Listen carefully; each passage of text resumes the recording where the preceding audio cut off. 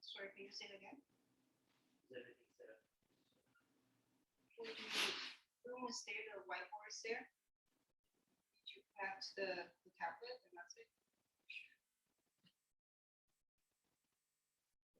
Oh, he's already waiting for me.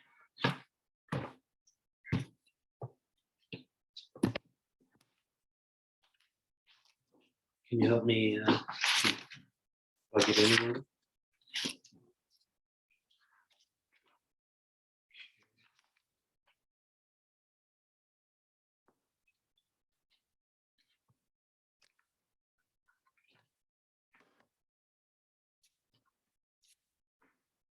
Hello, Mateo. Hello. Oh, the volume was done. Hello, can you hear me? Hello.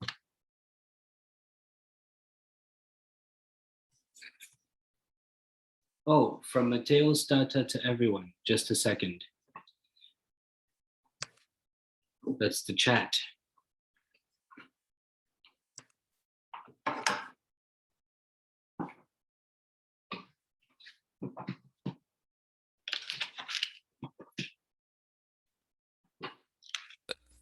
Hello?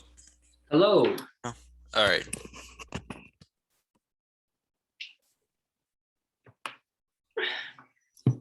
Okay, my wife is just helping me set up the tablet so that I can create the whiteboard for you. Yeah.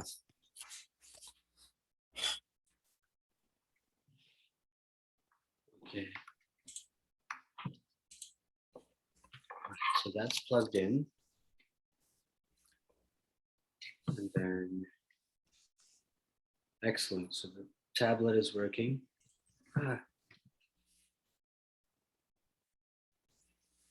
Okay.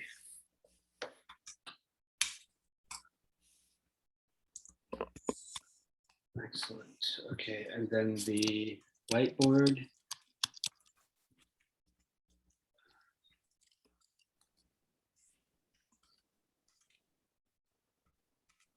New board. Create my first whiteboard. Okay. So this board, oh, it's got frames and stuff in there already. That's the last whiteboard. Can you just delete it? I'll just create a new board. Create a shared board. Okay. And then I can exit this. You share your screen? Oh yeah, okay.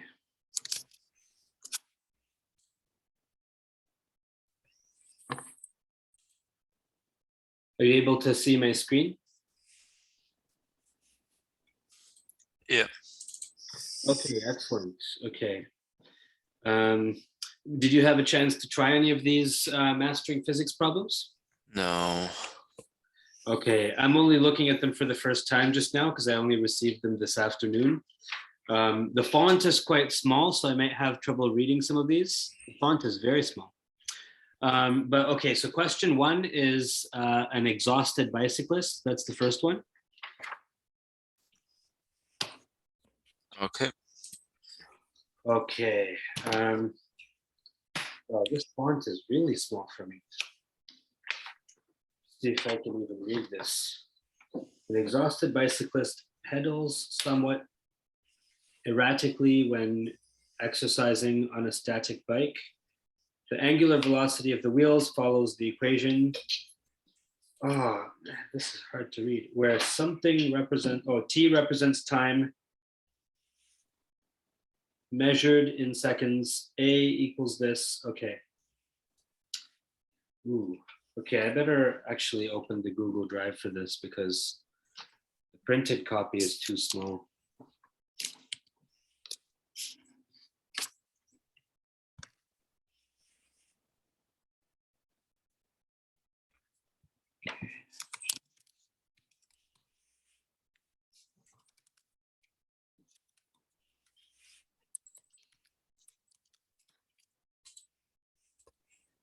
Google Drive.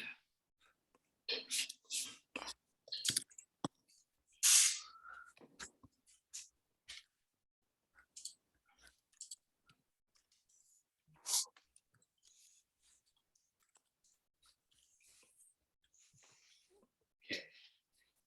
Oh, two-factor authentication.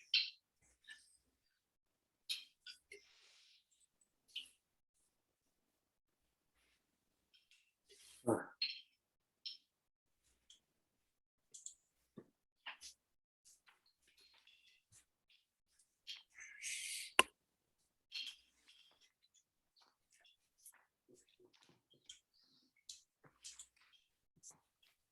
Okay.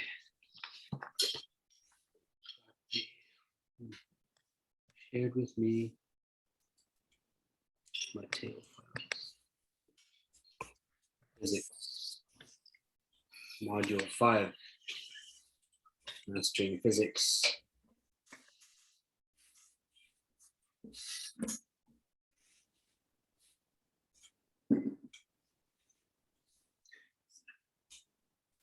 Yeah, you see what I mean when I printed this.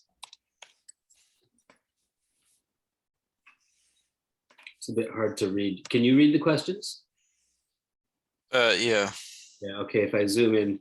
When I printed it, it wasn't zoomed, it was just the regular page. So, okay, an exhausted bicyclist pedals. Okay, okay, I understand the beginning.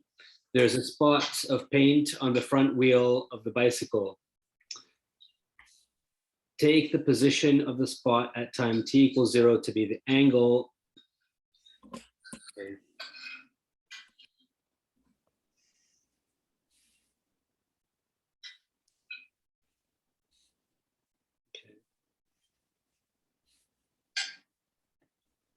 Must be a way to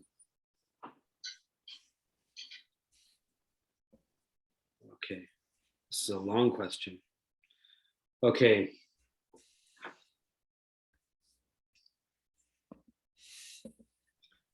Okay, so what angular displacement has the spot of paint undergone between 0 and 2 seconds? Did you have any thoughts about this? Not yet. I'm just looking over it. Mhm.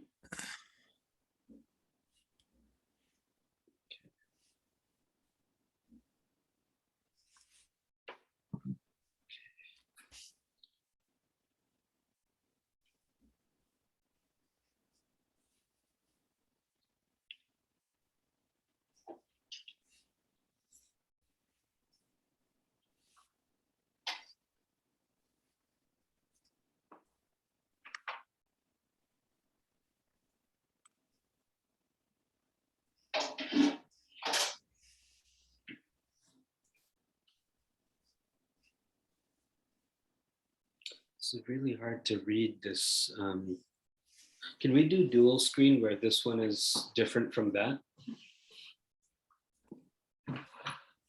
Share, of course. Yeah, okay. Unshare. Yeah, because I can't read the questions at the same time as having the board up.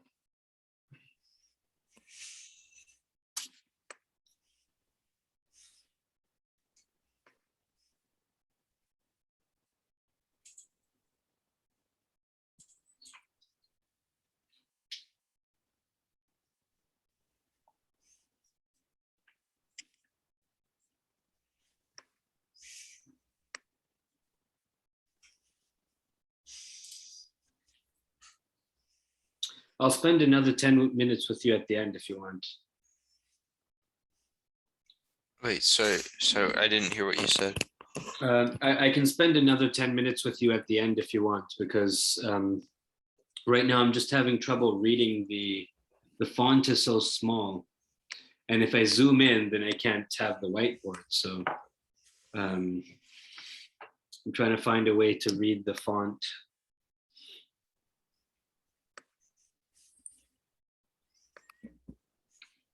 This is off. And then we want the share to be only for this. Switch to.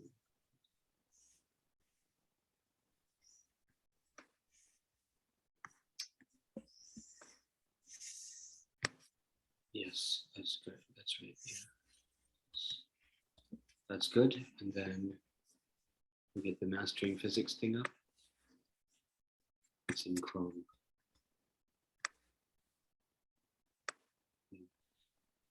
Okay, so Mateo, we're not sharing the screen right now.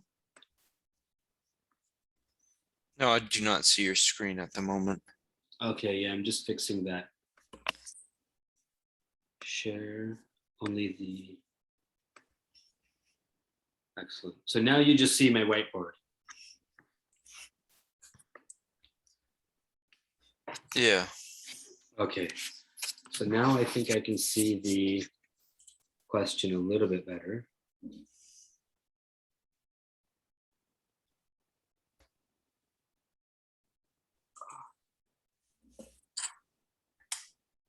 Okay, so I think I'll start by drawing the bicycle wheel.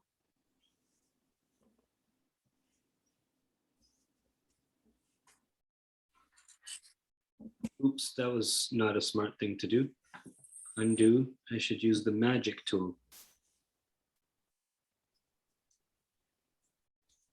Hey, that's supposed to become a circle. Okay, all right. So there's the bicycle wheel. There's a spot of paint on the front wheel of the bicycle, okay? That spot of paint can be anywhere, right? That's the spot of paint. Yeah. Take the position of the spot at time t equals 0 to be angle 0 with respect to an axis parallel to the ground and perpendicular to the axis of rotation of the tire. Okay, so maybe that spot might have to move. I have the ground.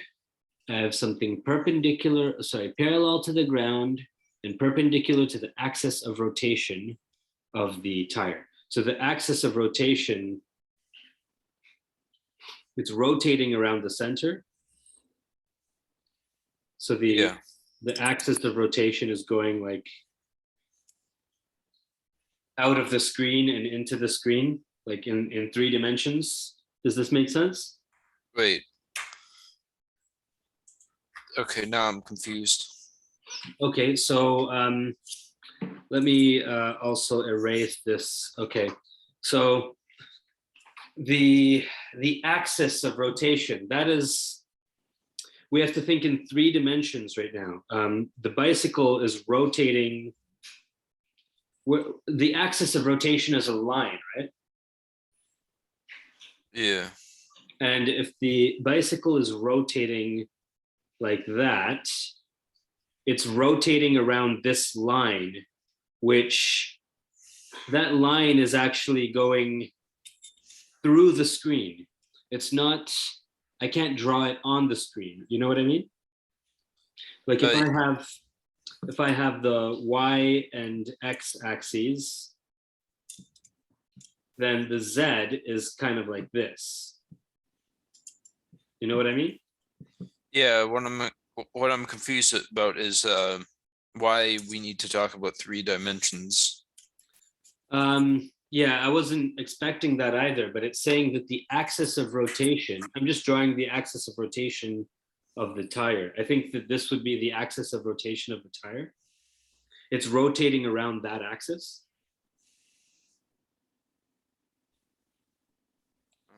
Okay.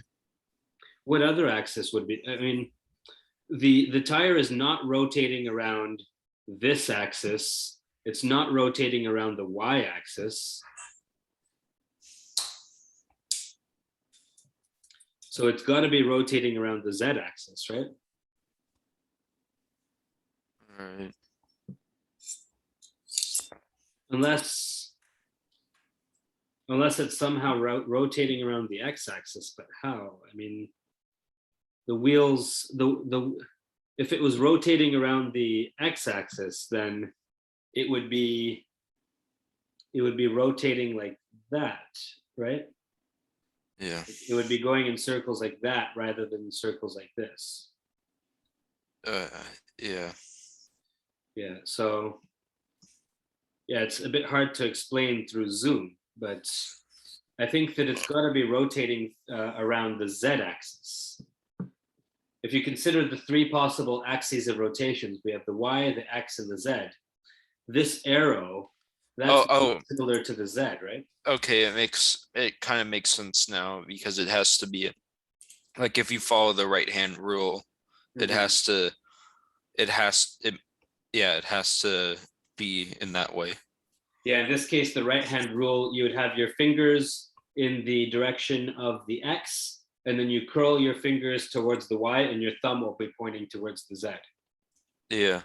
Mhm. I can even remove that so that we don't get confused about negative and positive Z.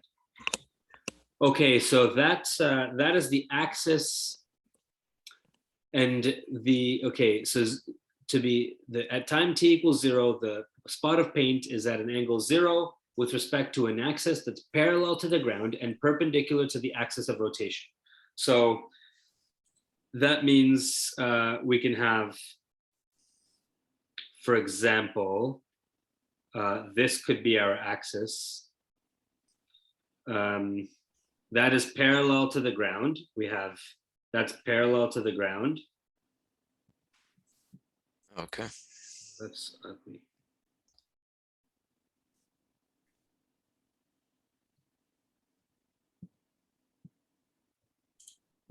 And perpendicular to the axis of rotation.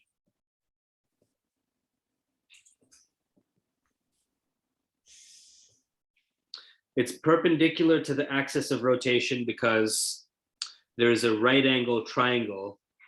There's a right angle between, no thanks. Okay, there's a right angle between here and there, right? That right angle that I drew is the same as this right angle over there. All right. So this axis here, this top axis, that's parallel to the ground and perpendicular to the axis of rotation. Yep. And the point, the spot of paint is 0 degrees with respect to that. Okay, so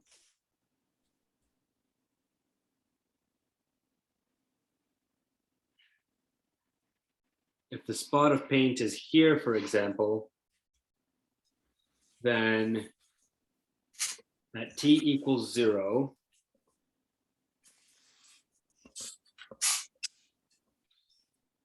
the position of the spot at time t equals 0 to be an angle theta.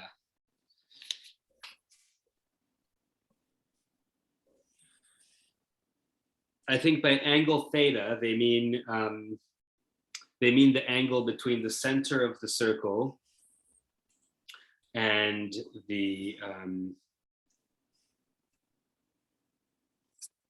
between the center of the circle and the spot on the paint. So, for example, if I have a circle like that,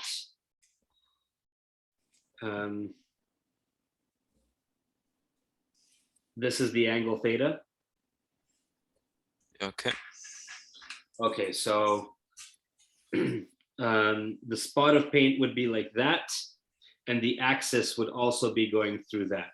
So does that make sense to you? Wait, when it means go, wait, what do you mean by axis going through that though?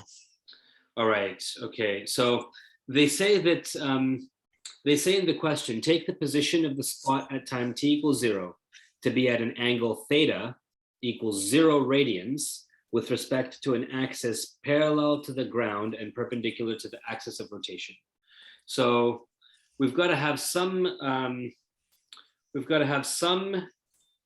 axis which is parallel to the ground and perpendicular to the axis of rotation, and the angle theta. So how about I make it, I try to make it more clear this way.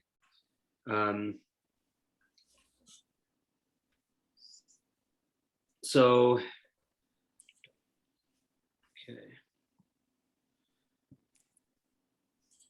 Let me make, this is the center of the circle.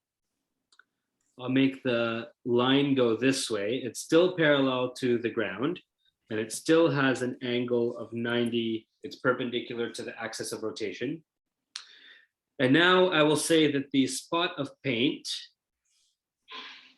will be at an angle of 0 with respect to this line, with respect to that axis.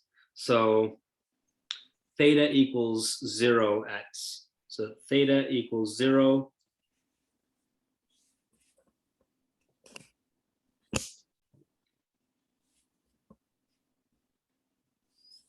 Theta equals 0, t equals 0. So the angle, yeah, this is going to make more sense once we start looking at the movement of that spot. As the bicycle rotates, that spot is going to move, and then that's going to, so at a different time, let's say at time 2 seconds, let's do that. Okay, so I'll make another time. That one is the time after 2 seconds. Here, theta equals something else. Theta equals theta 2, and t equals 2 seconds. Does that make sense? Let me just look. Okay, so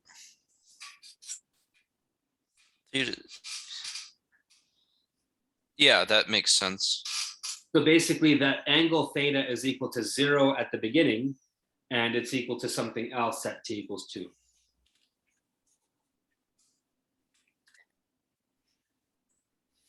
All right. Yeah. Okay, so it makes more sense to me. Yeah. And in fact, I'll just remove this 2 because they're saying that the final angle is theta. Okay, so we've made some progress. We understand what's going on now. There's a spot of paint on the front wheel of the bicycle. Take the position of the spot at t equals 0 to be the angle theta equals 0 radians with respect to an axis parallel to the ground. We've done that part. Measure positive angles in the direction of the wheel's rotation. That's what I've already done. What angular displacement theta has the spot of paint undergone between 0 and 2 seconds? Okay, well, we know the equation. Yeah, still, even with my new setup, the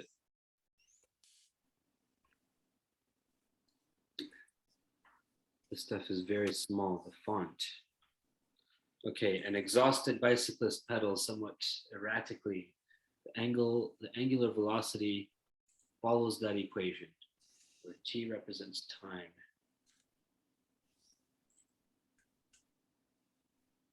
Okay, so we have the angular velocity, and we can get the angular position based on the angular velocity and multiplying it by r, right?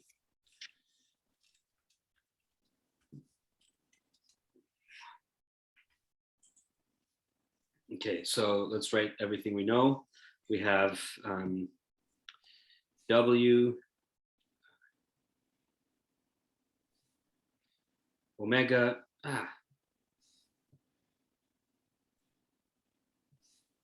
omega equals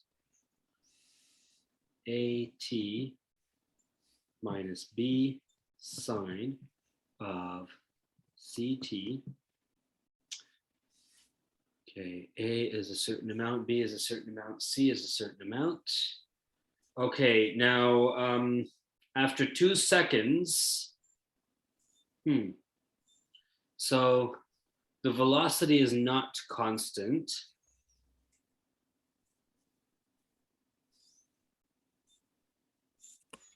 So angular displacement, like theta, that is going to equal omega times r, right? Yeah. Does that make sense to you? Yes, that does. Okay. No.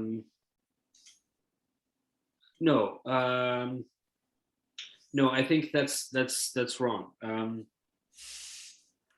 Omega times r will be linear velocity, not theta. That's linear velocity is related to angular velocity that way.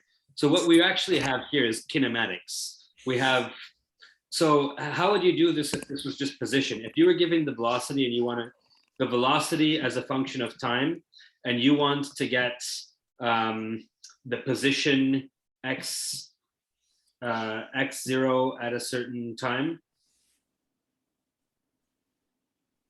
X final. Do you remember the kinematic equation for linear velocity? So x final minus x initial equals something like.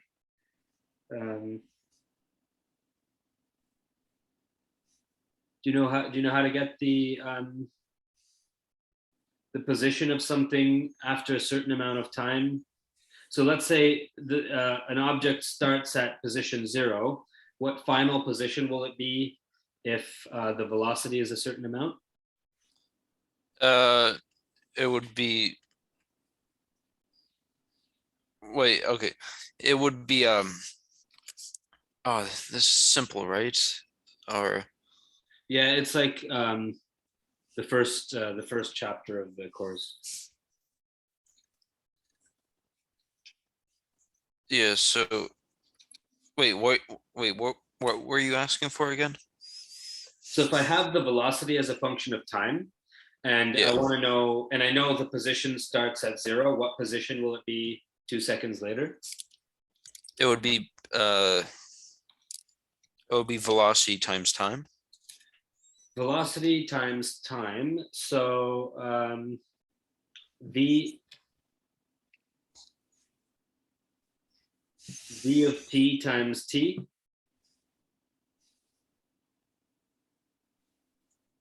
Oh, wait. Okay. Oh, velocity is equal to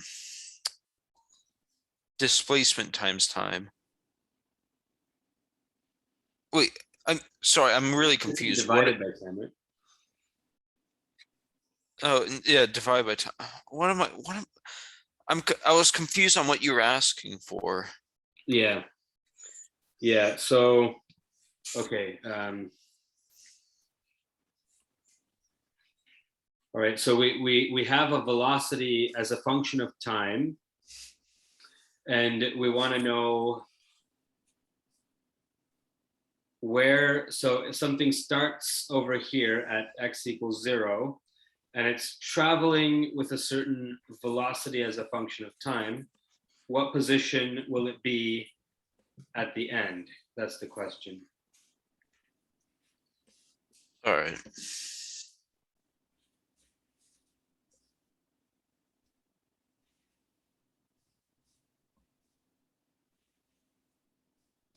Okay, so if we're trying to find final displacement,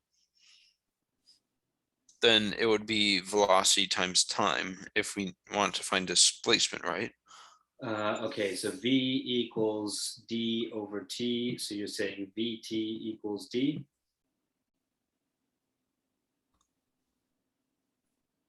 Yeah.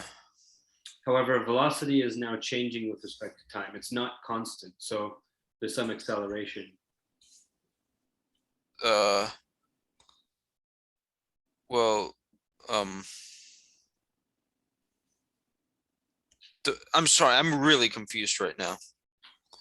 Okay, yeah, the thing is that this equation that you've told me, vt equals d, that's only for constant velocity.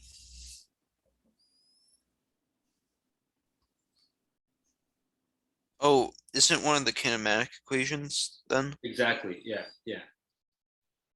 Yeah, it's oh, I forgot exactly what it was though. Mhm. It's Okay. equal, it's like d is equal to like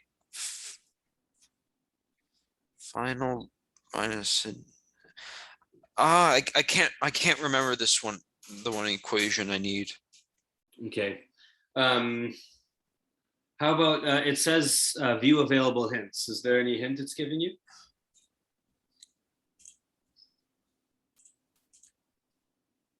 How to approach the problem, find the angular displacement. There's only 2. Okay, so find the angular displacement. Well, that's exactly what it's asking for. So it just says how to approach the problem and The second hint is find the angular displacement. Yes. Mhm, okay. That's not very helpful. Okay, so omega equals omega 0 plus alpha t. That's one kinematic equation we have for rotational motion. So we would need the acceleration, the angular acceleration for that, which we could get by doing the derivative of omega if we wanted. Let's see, we could do theta. We could use this one. There's a kinematic equation that's similar to the linear kinematic equation. So we have theta, theta equals omega 0 t plus half acceleration, angular acceleration t squared. We could try that one. So that's the initial velocity at time, the initial angular velocity at time t equals 0 plus half times the angular acceleration times t squared. That's one way to do it.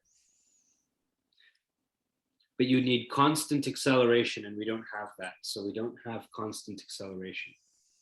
So if you don't have constant acceleration, sorry, I have to Wait, when you have theta there, do you mean wait, how do you have theta there in that equation exactly? that theta is the exact same theta we have in the diagram. Wait, how I might have seen this equation before, but I don't remember it. Okay. This is like it's a kinematic equation for angular motion, rotational motion, when the acceleration is constant. Oh, okay.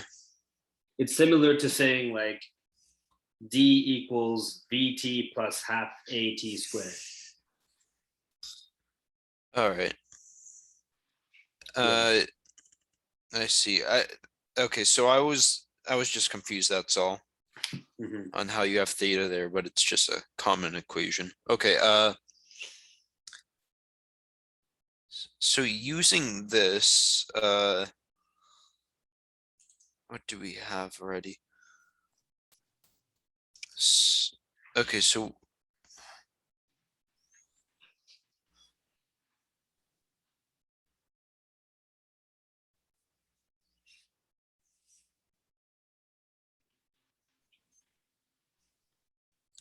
wait, how are we gonna get displacement with that equation? Well, what we want is exactly theta, but this equation, it's not great because this equation is only for a constant angular acceleration, and clearly the angular acceleration is changing with respect to time because the derivative of omega is a minus b cos ct, cos of ct. So the acceleration is not constant here. Yeah.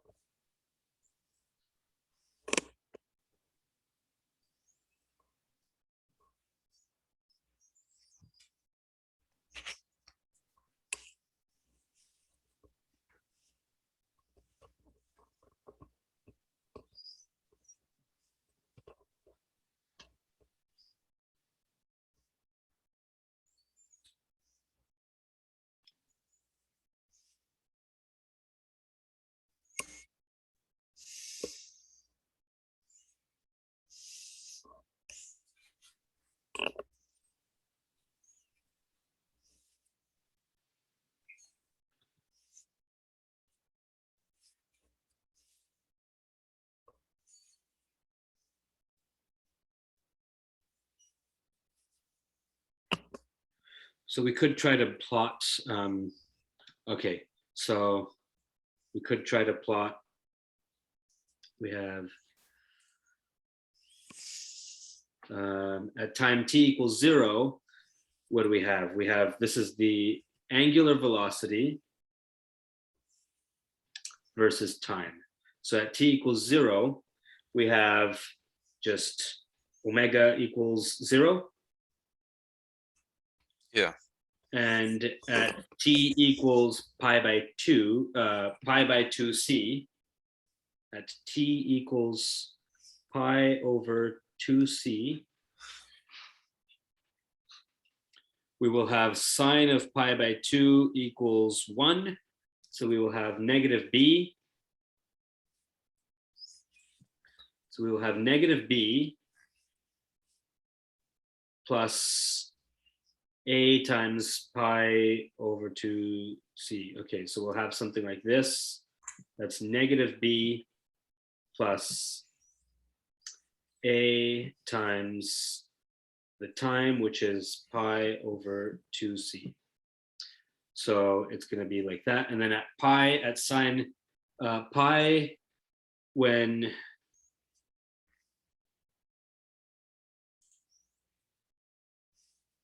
t equals pi over c,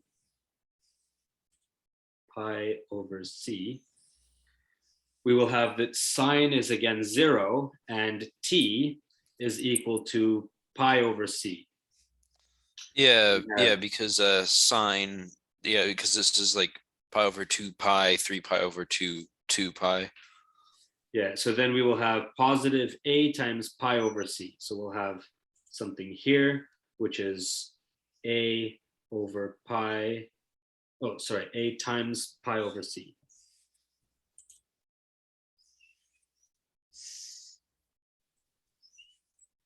A pi over c. Okay, so it's going like that. And it's probably going to get bigger and bigger. Does that make sense? Because there's this AT which just keeps getting bigger and bigger and bigger. Yeah. And there's the sine of CT, which is just rotational. That's just sinusoidal.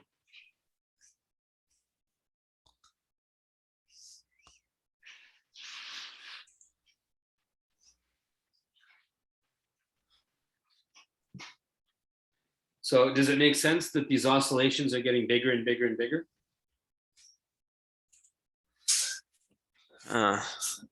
Sorry, I didn't hear what you said. Does it make sense to you that these oscillations are getting bigger and bigger? Yeah, because A constantly is gets getting bigger. larger. Yeah. Okay, so the angular velocity looks like that. And I suppose we want the area under the curve. So we could get this using integration, but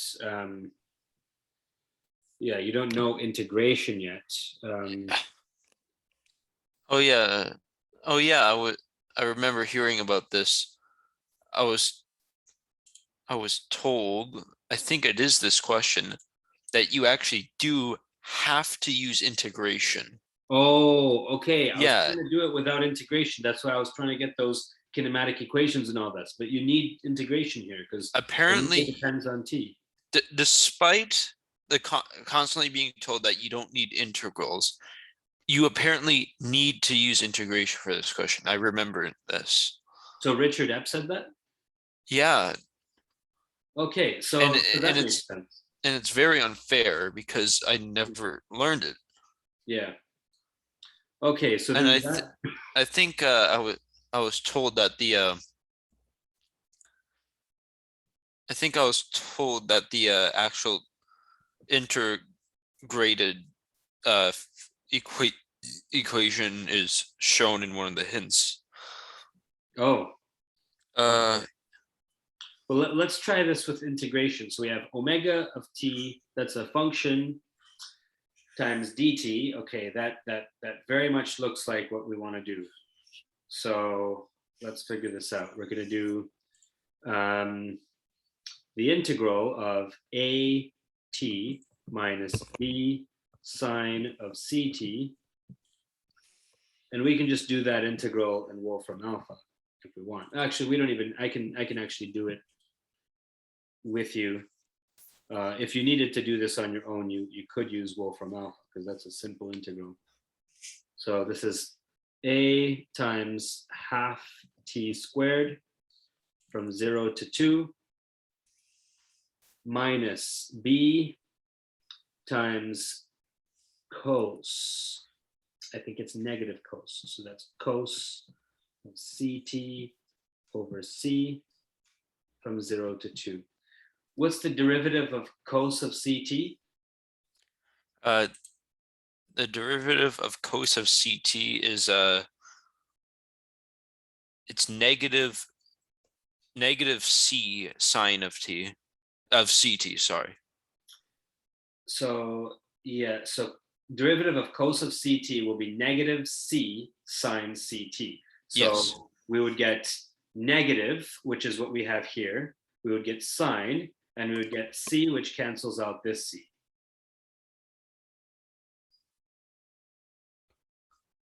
This is basically, we're looking for the antiderivative. You know that part, right? You know antiderivative? Uh, what? Sorry, when you mean what do you mean by antiderivative? Okay, they didn't teach you that. Okay. It's just No, they didn't.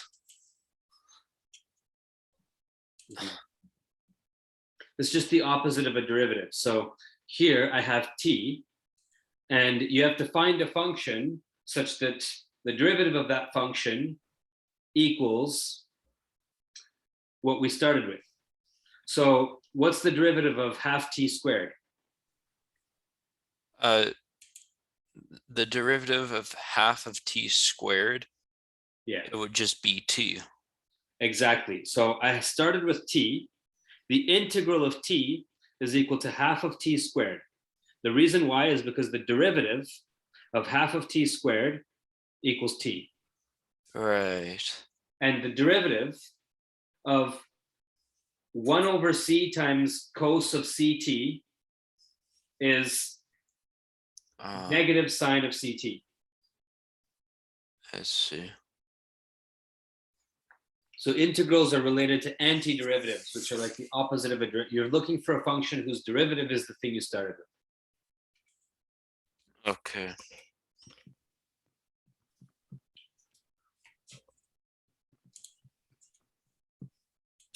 Okay, so let's evaluate these integrals. So we're going to evaluate that antiderivative at 2 and subtract it from that antiderivative at 0, because we're integrating from 0 seconds to 2 seconds. So we will get here 4 over 2a, so this is just 2a. And here we will have b over c times cos of 2c minus cos of 0. And this will be 2a plus b over c times cos of 2c minus 1.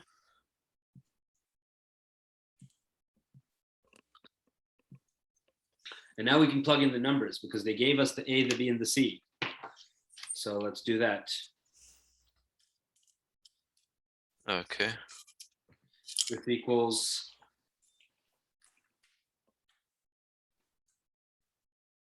so a equals what? A equals 0.500 radians per second squared. Is that true?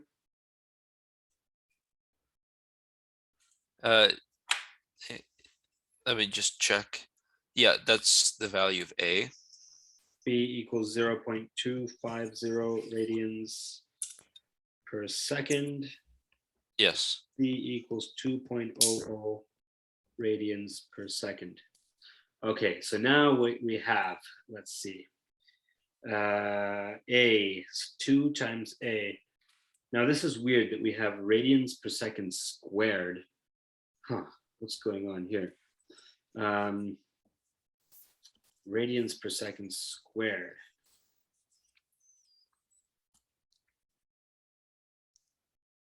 So I guess because we had AT, we ended up with T squared. So T squared, all right, I get it. So basically T, so this 2 is actually 2 seconds squared.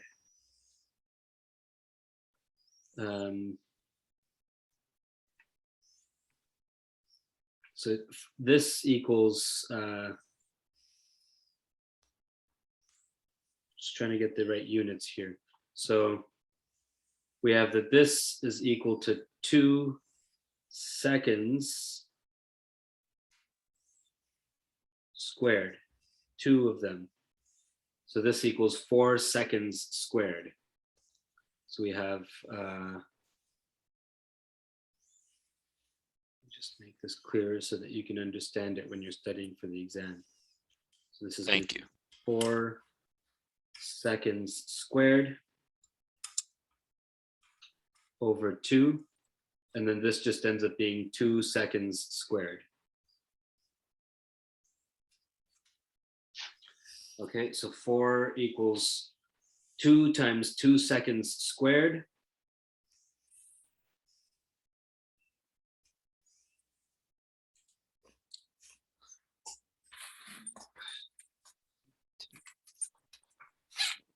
Yeah, 2 seconds squared. I'll even remove this t because it's just 2 seconds squared, which is 4 seconds squared. 4 seconds squared divided by 2 is 2 seconds squared. Okay, good. Now, so we have 2,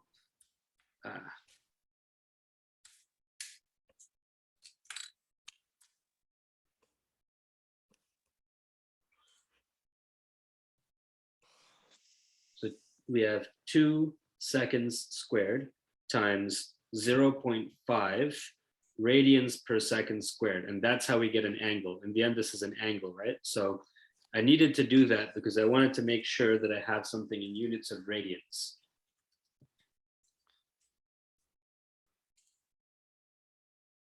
So 0.500 radians per second squared plus B 0.250 radians per second divided by C 2.00 radians.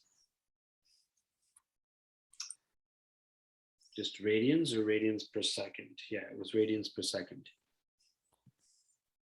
This is multiplied by cosine of 2 times C, which is again 2.00 radians per second to C. Yeah, so unfortunately, this one was also 2 time t equals 2 seconds. So this is going to be 2 seconds. So this is 2 seconds. And so here we have 2 seconds, all minus 1. So now we have that the seconds cancels out the seconds, these units cancel out, and we have radians plus radians. Does that make sense? Yeah. Okay. Wait. Okay, so yeah. Okay, so we have 1.000. I don't know if it's decimal points or significant digits, but how many digits do we need here? We have 2 times 0.500. Sorry, say that again.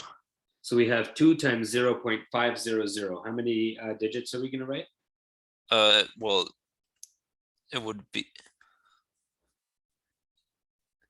Well, okay. It would be. Well, It has to be 3, right? Because we're just multiplying it by something with an infinite number of significant digits.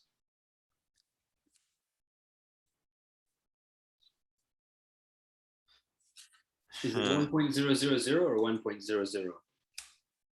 Well, if you deal with it in sig figs, it would be 2 because if you look here, Mhm. the C value is 2.00. Well, oh wait, no. I guess that would be 3 then. So I guess it is And when 1 you're point. multiplying, oops, okay, multiply.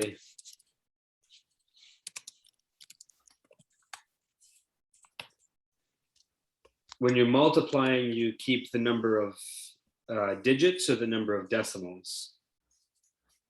When multiplying two numbers, the important value is the number of significant figures. If the number being multiplied, if the numbers multiplied have 3 significant figures, then the product will have 3 significant figures. So I think I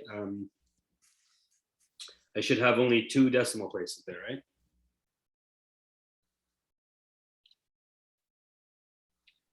Because I multiplied something with 3 significant digits, and now I have something with 3 significant digits. Okay. So now we just have now this many radians plus 0.25 over 2.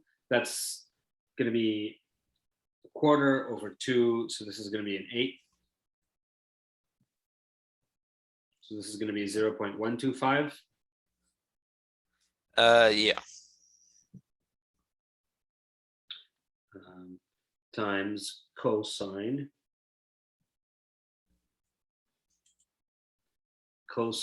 of 4 radians minus 1. Okay, so this can be plugged into the calculator now. All right.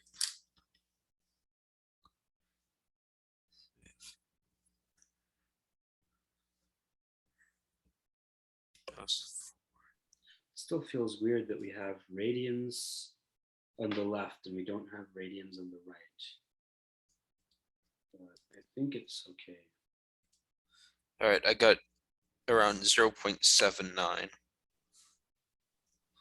Equals 0.79 793. 793. Do you want to try that? Yeah.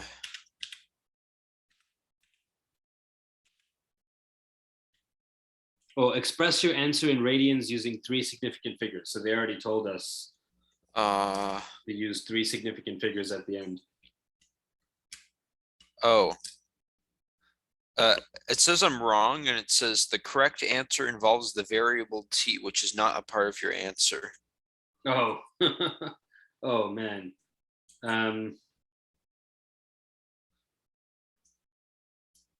Express your answer as a function in terms of time. That's what it says after you get it wrong. No, it always said that. I just didn't see it. I don't think we're looking at the same question then, because it says express your answer in radians using 3 significant figures. Are we looking at the same question? It says theta equals something radians. And they said that how far has it gone after 2 seconds? We already have the time as 2 seconds. There's no way this is depending on time. I have what angular displacement has the spot of paint undergone between time 0 and 2 seconds? Yeah, so the time is gone now. We already know that 2 seconds passed. The answer cannot depend on time. It's depending on 2 seconds, and 2 seconds is already plugged in. Where Well, does it say express it in terms of t? oh.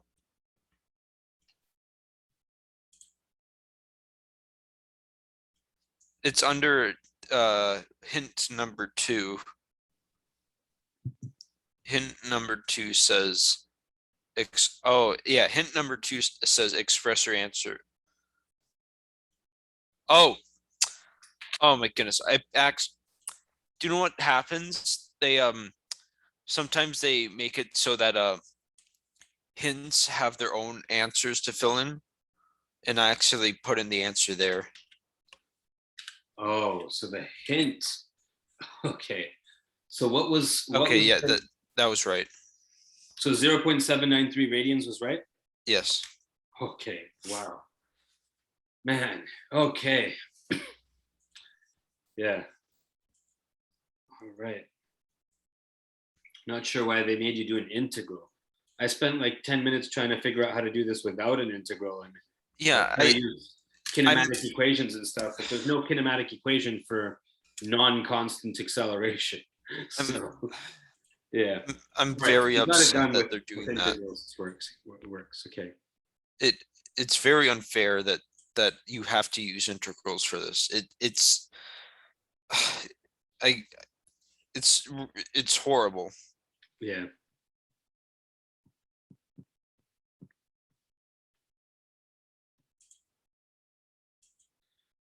All right. Okay. So we have part B now. Express. All right. Let me look at this. It's a really small font. Express the angular displacement undergone by the spot of paint at 2 seconds in degrees. Remember to use the unrounded value from part A should you need it. So before you rounded that to 3 significant figures, you have to have the whole 0.93 all the way up to the end. And you want to convert from radians to degrees. And let's look at that hint that they gave us.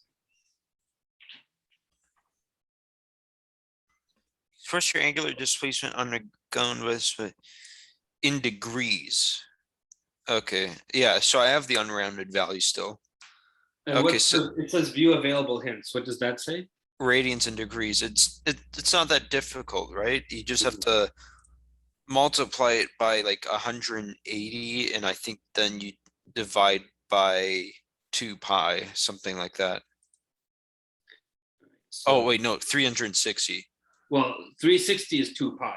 So we have 0.793 radians Yeah, and times yeah, 180 radians per, well, so there's 2 pi, there's 180 degrees per pi radians, right? yeah. For every pi radians is equal to 180 degrees. So we can just do that. So we just multiply 0.793 by 180. Yeah, and then divide by pi. Okay. Why did, oh yeah, you divide by pi, yeah, that's true. Divide by pi. I got 45.452 degrees. They want it in 3 significant digits. 4524. In 45.2. Yeah, no, 45.452. But they want 3 significant digits. This is 3 significant digits. Oh, I thought it said 3. I thought it said 3 decimals. Sorry. Yeah, it says Yeah, 45.2. Mhm. Yep, that's correct. Okay, part C. Express the angular displacement undergone. Okay, no. What distance has the spot of paint moved in 2 seconds? If the radius of the wheel is 50 centimeters. Easy. That's so easy, right? You know how to do that? Yeah, I just forgot the equation for it though. Yeah, so it's so I just wait for theta, does it have to be, yeah, it has to be radians, right? I would think it would have to be radians, yeah, because, so how does this work? So we have theta, so we have the whole circle is going to be 2 pi r, and that is equal to some circumference. Then we're dividing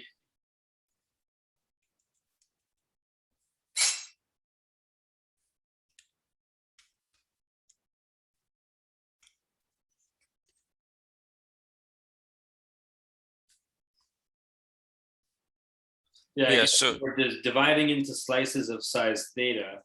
We're going to have wait, what? Isn't. Yeah, can't we just do theta times r as he's shown it on the left? Yeah, yeah, to get this, right? Yeah. Yeah, But times 0. yeah, so is it in degrees or radians? I would say 2 pi r. I guess you could do either. So you have 2 pi radians times a distance in meters divided by an angle. Wait, I'm sorry, I'm confused. You have two equations right now, the one on the left and the one on the right. What should I refer to? Okay, let me think about that. So the circumference over that angle, so this circumference over that, I think that has to be the distance we're looking at, right? I think so. So I think it's either 2 pi r equals d theta. Okay, let me just look this up because it's been a long time since I had to convert, since I had to do this. So this just has an easy answer. I just don't want to give you the wrong answer. So linear distance from angular displacement, radians or degrees. I'm just going to look this up really quickly. Is angular displacement in radians or degrees. The shortest angle between the initial and final position for an object. It is considered a vector. The unit of angular displacement is radians or degrees. 360 is equal to 2 pi radians. Okay. Angular displacement. So it could be in radians or degrees or in revolutions. Okay, so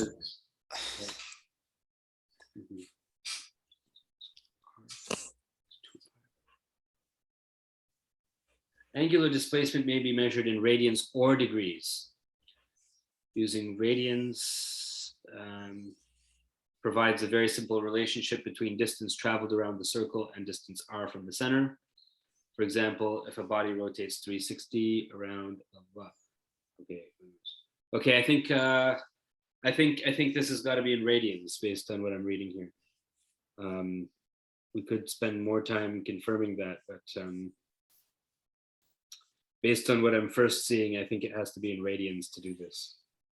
yeah, that makes sense. So I will do that then. And if it's wrong, then we know to do it in degrees. All right, so I got 0.397 then. Okay, so this just is 0.397 centimeters, is it? Yes. Oh, wait. Oh, it wants it to be in centimeters? Yeah, because the wheel, so r is equal to 50 centimeters.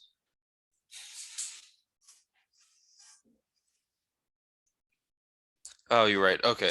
Sorry, it's not 0.35 then.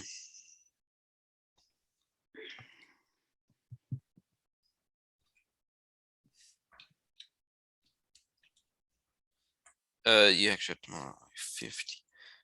39.7 then. That sounds a lot more realistic. 39. I was doing it in meters. That's also, oh, this is in meters? No, it's in centimeters. I just thought it was in meters. But okay, so it takes 2 seconds. In 2 seconds, in 2 seconds, the bike doesn't even travel 1 meter. I mean, that spot of paint only moves by 39.7 centimeters. That's tiny. That's like the size of a ruler. That's like, so the bike's tire has not moved very much in 2 seconds. But anyway, okay, if that's what you got, then that's what you got. Okay, we can try. Yeah, that's correct. Okay, good. Part D, which of the following statements describes the motion of the spot of paint at 2 seconds? Okay. Angular acceleration of the spot is constant. That's not true. So anything saying that the angular acceleration is a constant is wrong.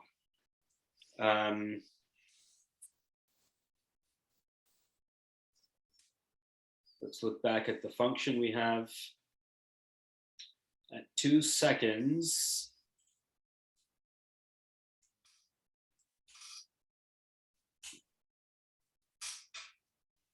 at 2 seconds,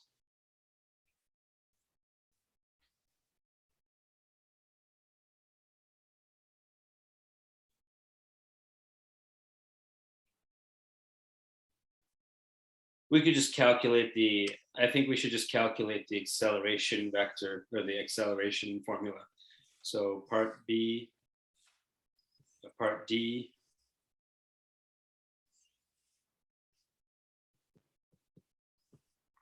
So angular acceleration is the derivative of the angular velocity with respect to time. Are you comfortable with this dw by dt notation now? Yeah, so it's just the displacement of the equation we're given in terms of t. The derivative of the equation we were given in terms of t. So what's that going to be equal to? That's going to be a plus. Oh, well, This is so small. not a plus, it's a minus bc cos of ct. Yeah. And then I guess we could just fill Plug in 2 in, seconds. yeah, fill in everything. So we have c times t 2, okay, so cos of 4 times 2 times 0.25 times -1 plus 0.5. I got 0.827, Okay, I trust you. You're good. which with is the calculator. positive. Yeah. Yeah. Because cos of CT is a negative number, and therefore the negatives cancel out in the end. Okay, so then the acceleration is positive. So Yeah. there's only 2 options. So the acceleration is positive and the magnitude of the angular speed is decreasing. So then we have to calculate the omega. So we have 2 options, either option 3 or 4 of the multiple choice. Yeah. And we have to calculate omega. Well, to well, get then we could just if it's wait, is omega angular speed or so Yeah. we could just use the regular equation then? Yes, So- yeah. With the so one we that's- started with, right? Yes, we could have sine of 4 times 0.25 plus, wait,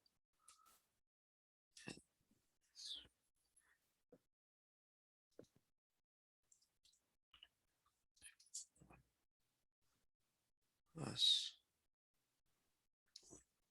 I got 1.2, so it's also positive. They're both, so it's positive and increasing then, Okay, and that is correct. excellent.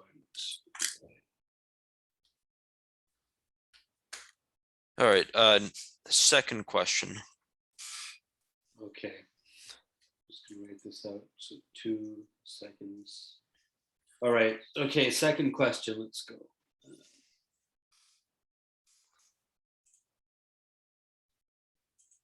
So not part, Q2. Q2.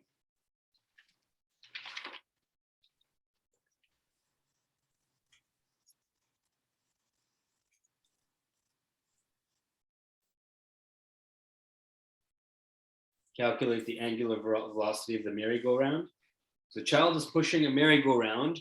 The angle through which the merry-go-round has turned varies with time, like that. Where this is true and this is true. Okay, a child is pushing a merry-go-round.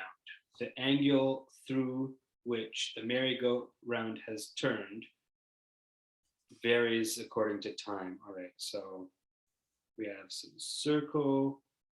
Oops, should have used this one.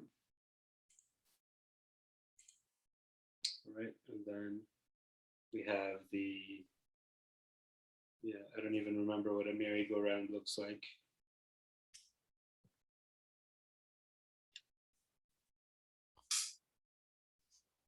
Something like that. Yeah, Yeah, there's like some horses and stuff on there, right? And there's some axis of rotation. And okay, so if we look at the center of the merry-go-round,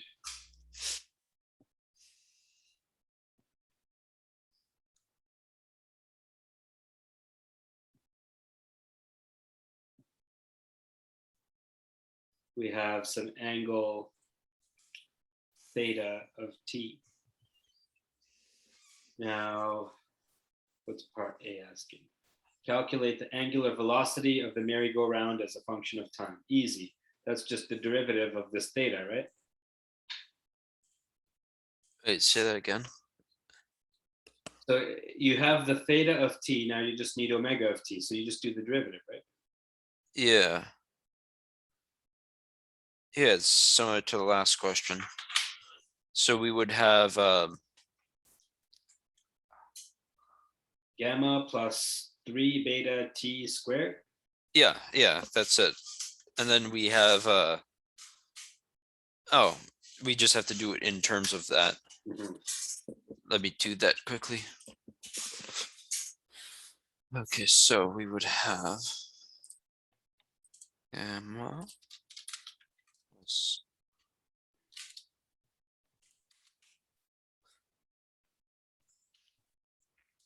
2 beta t squared. Incorrect. Um, And it's asking for angular velocity. Angular velocity, so that's going to be gamma plus 3 beta t squared, right? Oh, I did 2 beta t squared. Oops. Oh, man. There So we you go. lose marks for that now? I don't know if you lose marks if you miss the first attempt. I don't really understand when you start losing marks. Okay, we got to be careful because that's an easy mark we should have got. We need to get 100 on this.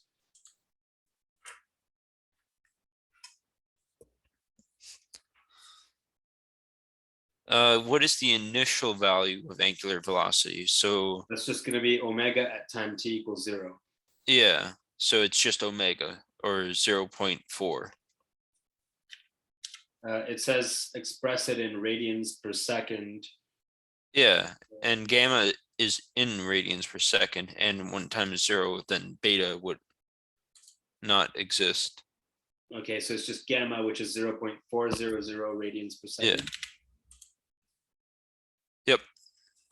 Okay. Okay, now it's calculate the instantaneous value of angular velocity at time 5 seconds. And now you just plug t equals 5. Yeah. This is easy. Yeah, this is a lot easier than the last one. So we have 5 squared, 25 times beta, which is 0.012 plus 0.4. I got 0.7. Make sure the significant digits and all that is right. Yeah.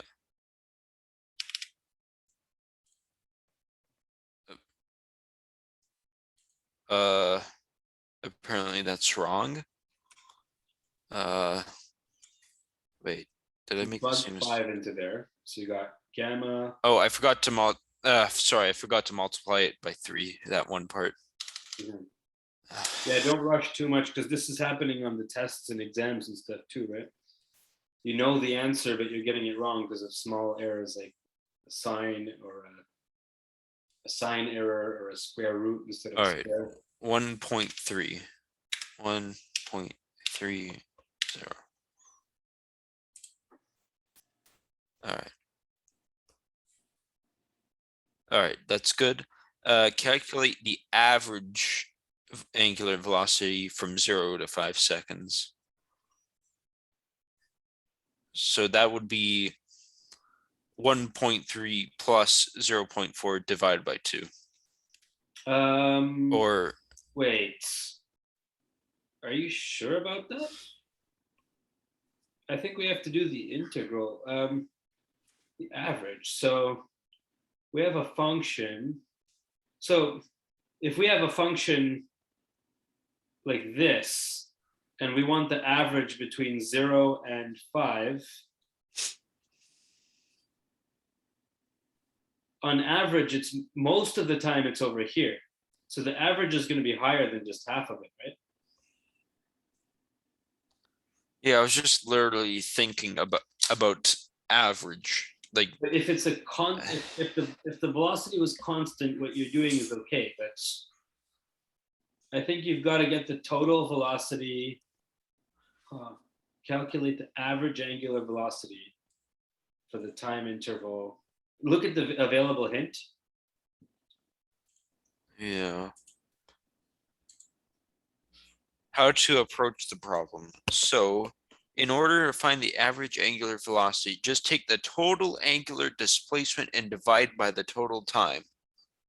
Yeah. So what's the, yeah, that's a better way of doing it. So theta of 5 seconds minus theta of 0 seconds divided by 5 seconds. That's a better way of doing it.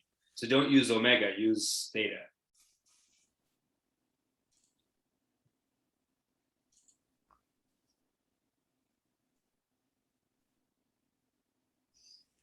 Yeah. So theta at 0 seconds is nothing, just 0. Mhm. Theta at 5 seconds, we have 20, okay, 25 times, oh wait, no, 5 cubed times 0.0 plus 4 times. I got 3.5, and then you divide by 5. I got 0.7. And you've got the right number of significant digits and all that. So 0.700.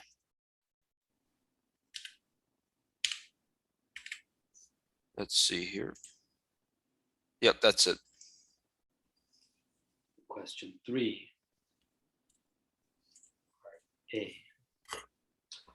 Okay, so we have a figure. The figure shows angular position versus time for 6 different objects, okay? Rank these graphs on the basis of the angular velocity of each object. Rank positive angular velocities is larger than negative. Okay, so, well, the ones with the sharpest slope. So B is, so it's going to be B is greater than C is greater than D is greater than, oh, no. B is greater than C is greater than A, which is equal to F, which is greater than D, which is equal to E. Yeah, that makes sense. So I'll do that quickly. So, yeah, B is the greatest, then C, then A and F, A and F, and then D and E. Yeah, because it's just the slope. Mhm. That is correct. Part B. Complete previous parts. What does that even mean? Okay, so this happens sometimes. I mentioned this before. There are some questions where it just doesn't let you see the second part until you're done the first one. Oh, okay. So what's the second part asking? Rank the graphs on the basis, it's the same graph, on the angular acceleration of the object. All right. Well, for angular acceleration, we have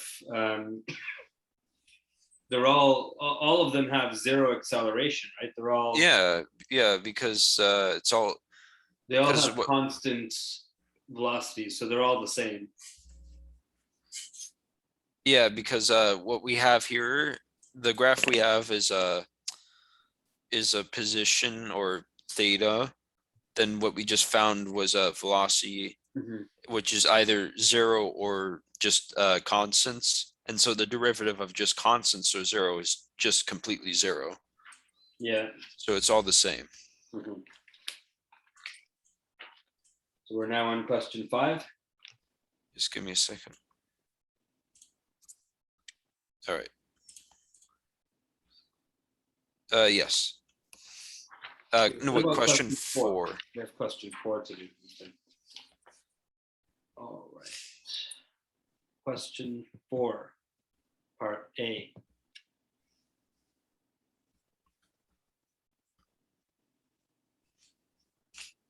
All right, an electric fan is turned off. Okay, so angular acceleration.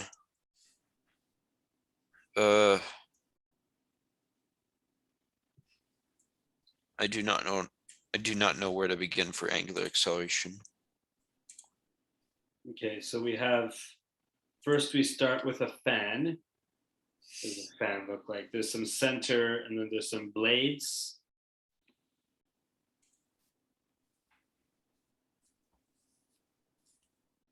And it's rotating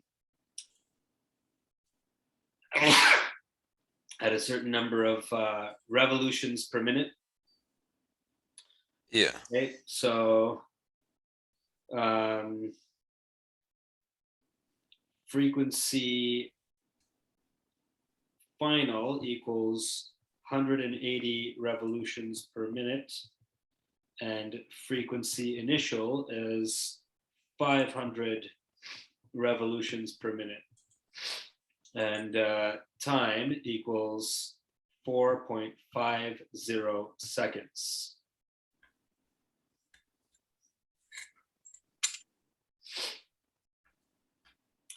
Find the angular acceleration alpha in revolutions per second per second. Okay, so find the angular acceleration. All right, so I suppose decreases uniformly, so it's a constant acceleration. So if we have constant acceleration, then just okay, so F final minus F initial over time is going to be the acceleration in some sense, right? In revolutions per second per second. So just watch out for the units, make sure that, because we have revolutions per minute and then we have time in seconds. So we're going to have to convert something to seconds. Oh, it's frequency over time. That's what it is. Sorry. I got confused. 80. And So revolutions per minute times the answer it wants it to be in seconds. So that's what was something. the hint? Let's see. Average acceleration. Recall that if the angular velocity decreases uniformly, the angular acceleration will remain constant. Therefore, the angular acceleration is just the total change in angular velocity divided by the total change in time. Yeah, that's true. Okay. So we're going to want this thing to be converted. Oh, yeah, and it says angular velocity is 500 revolutions per minute to 180.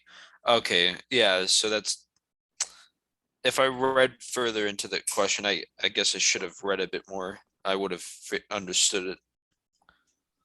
Okay, that means Yeah, it would just be, well, wait, before we could. Yeah, before we could start, we have to divide by 60. Yeah. So we have three. We have three and we have around like 8.3. 3. Oh, okay, yeah, 3. 60. So we have Then we 3, divide by 4.5. 3. Okay, I know what I got. I got negative 1.19. Okay, if you're confident with it, we can use that. That is correct. Yeah. Find the number of revolutions made by the fan during the time they were slowing down in part A. Mhm. So we need to know how many times it spun through.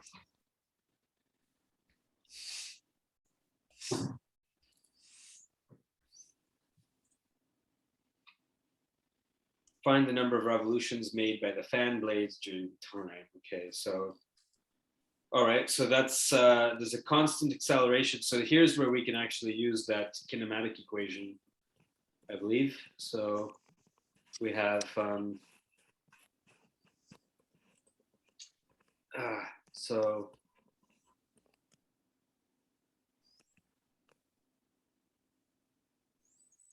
theta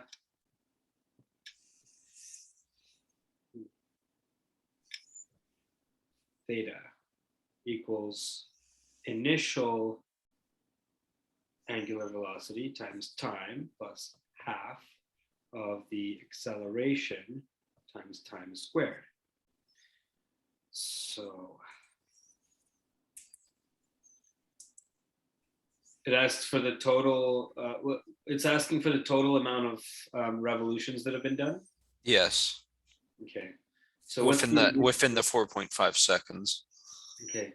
So initial is 500 revs per second divided by 60 times 4.5 seconds plus half times the acceleration, which you know. What's the acceleration? Negative 1.185. Okay. It's usually a good idea to keep all the decimal places. All right. So when we get angular displacement, how do we go from there exactly? Well, this answer is going to be in revolutions because we have revolutions per second squared times. Oh, squared. you're right. You're right. Yeah, that's why you've always got to do the units the way I'm doing it. The way I'm doing it is the way I'm recommending my students to do it.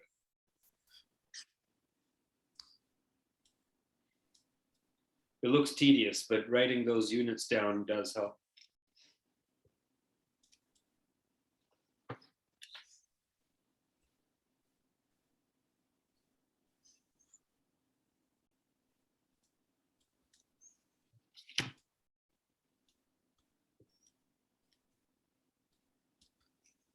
I got 25.5.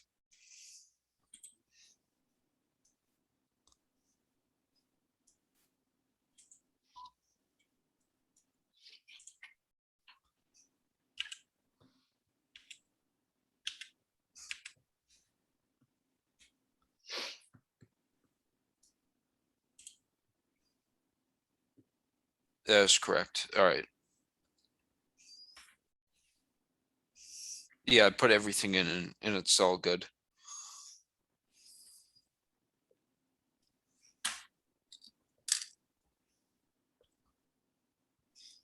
How many more seconds is required for the fan? Okay, so this is simple enough.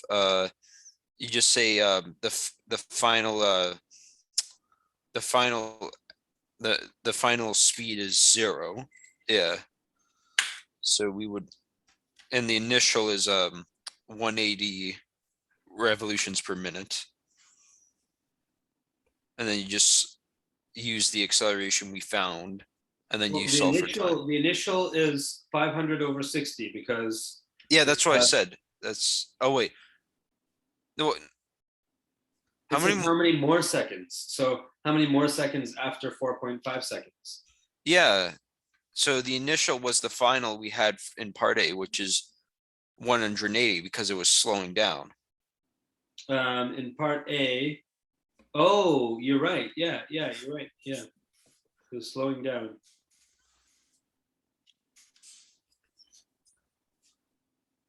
Yeah, final and initial. Yeah, so it's final. It's gonna be 180. Yeah, you're right. Very true.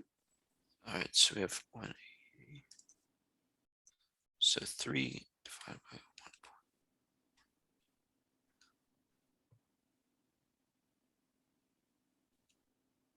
1. All right, I think I got the right answer.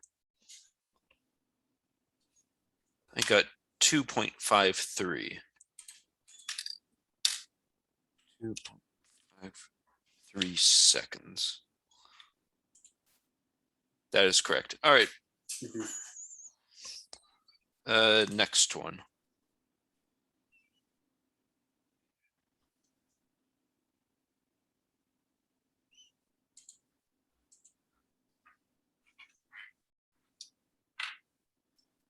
Okay.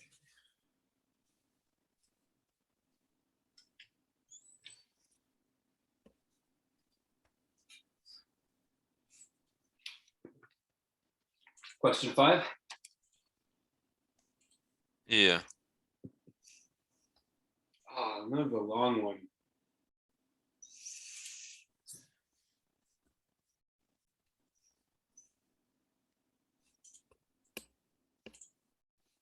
So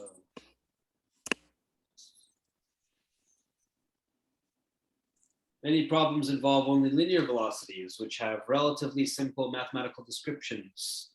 In circular motion, the linear velocity is constantly changing direction, so the mathematics becomes complicated in Cartesian coordinates. The velocity and position vectors are perpendicular to each other. The math becomes much simpler if we use polar coordinates. Okay. Okay, then it equals the change in angular position divided by the change in time from the angular velocity and the radius of the circle. The linear speed of an object can be found.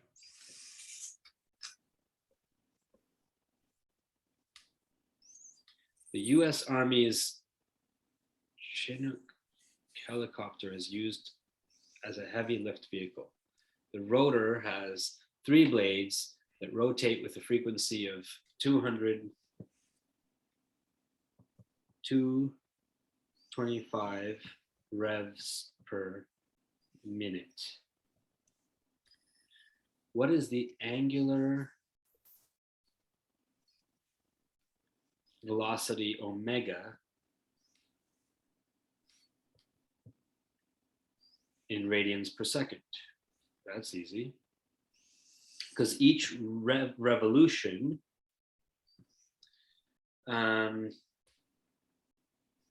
rev per minute times 1 minute per 60 seconds times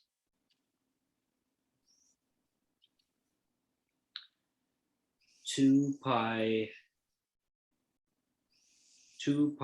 radians per revolution.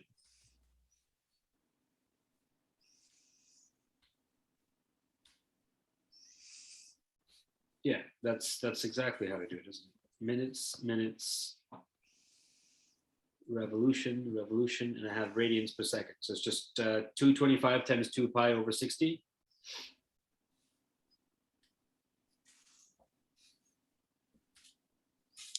Wait, sorry. So the frequency, yeah. What is the angular velocity? So we have frequency.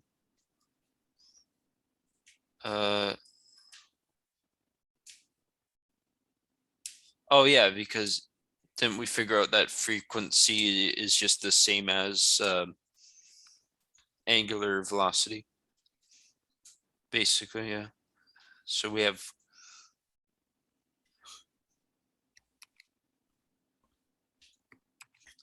So yeah, it's just as simple as. Wait,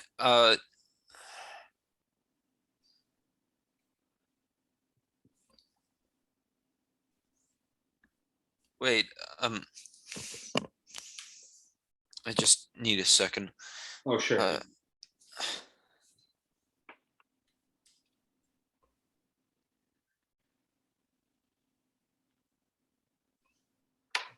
oh, right, because. Wait, we're looking for velocity. Oh, it's Yeah, radians per second. so it's just as easy as multiplying by 2 pi. I believe so. Because each revolution is 2 pi radians per second. Right. Okay, so I got 23.6. Okay.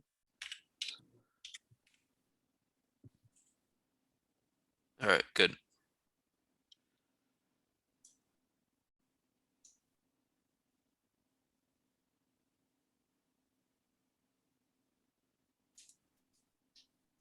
Okay.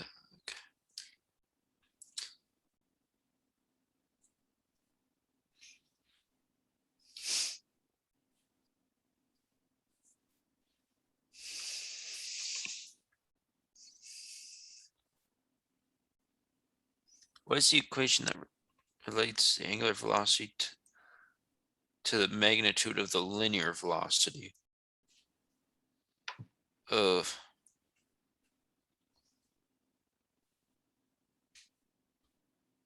well, I don't really remember. I, I, I don't really remember exactly how to do that. V equals omega r.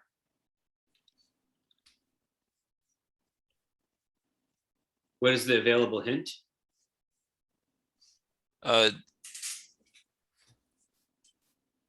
Wait,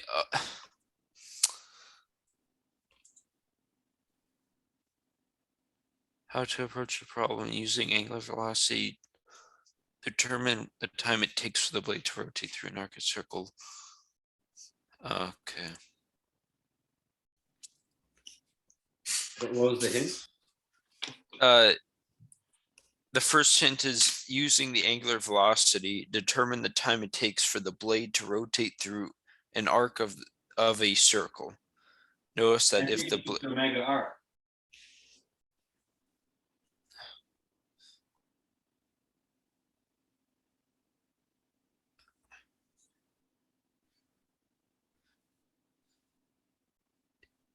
could you help me?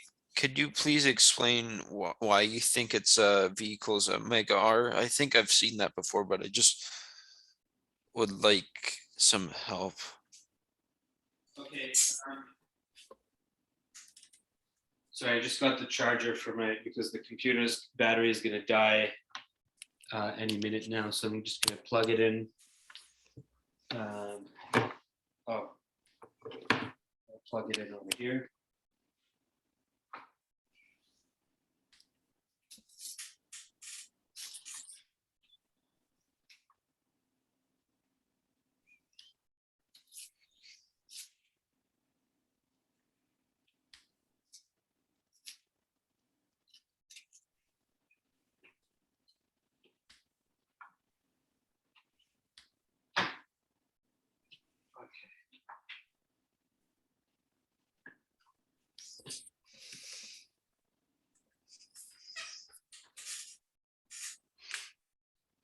Okay, so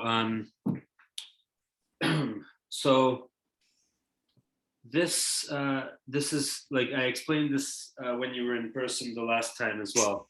So if we move by theta, then and this is r, then the arc length is going to be theta times r. Okay. So if we did a full circle,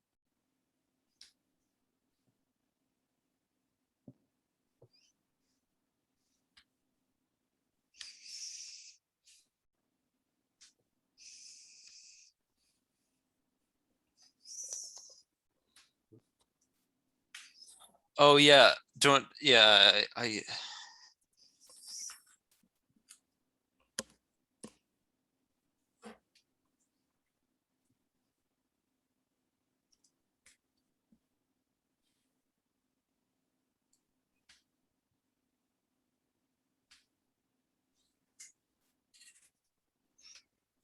so it's the angle times the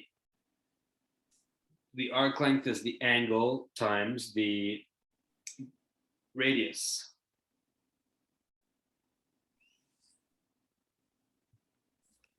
all right. So the full circle is 2 pi r circumference and 2 pi radians. And then if we cut that circle into slices, each of size theta in angles, then we're basically dividing the total angle, the total 360 degrees, we're dividing that by a certain amount. We're also dividing the circumference by a certain amount. And so basically we divide both the 2 pi r and the 2 pi by the same thing. So we get that basically the distance at the circumference, the arc length theta, the arc length is just theta times r. And then omega is just the derivative of theta. So if I want to know V,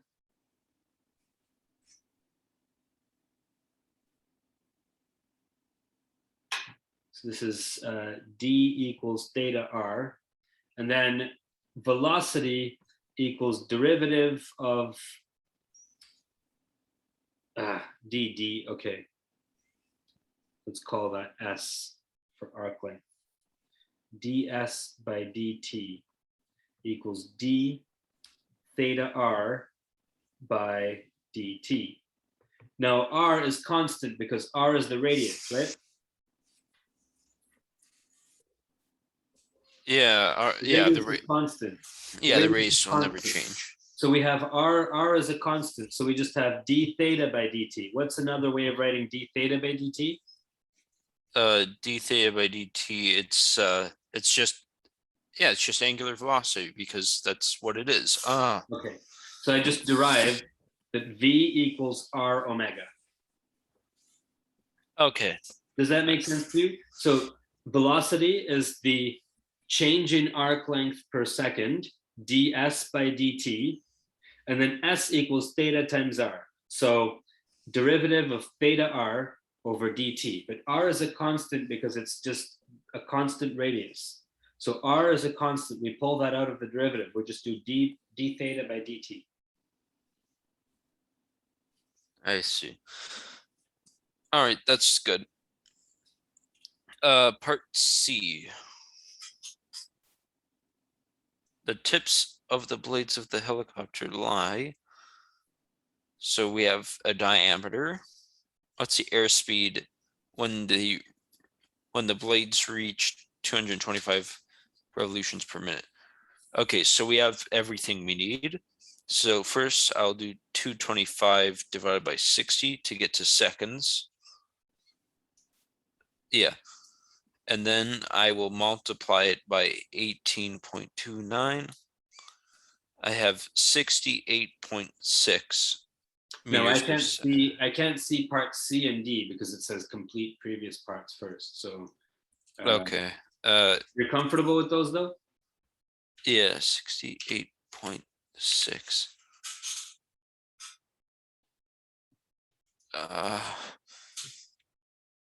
It's not right. Okay. Meters. The tips of the blades of the Chinook helicopter lie on a circle of diameter 18.29 meters. What is the airspeed V of the tip of the blades when they are rotating at 225 revolutions per minute? So it's a propeller. Yeah, we have diameter. Oh, I see what I did wrong. I multiplied it by the diameter, not the radius. You got to be careful. Yes. On the exam, you can get 0, even though you know 99% of it.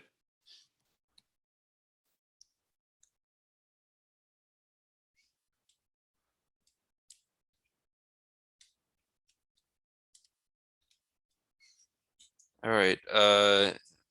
Check.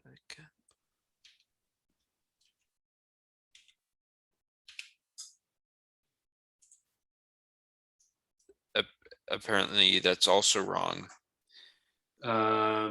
Okay, I don't know the question. I can't see it. So it's saying the propeller has a diameter of D. Yeah, diameter of D. Yeah, it's 18.29 meters.